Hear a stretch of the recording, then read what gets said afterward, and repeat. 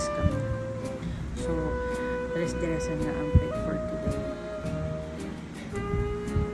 So, magkakabit kami ng kurtina pag hindi namin alam, magpupukpok pala kami nang nakadress kami. So, awa ng Diyos, nakabit na namin ng mga kurtina.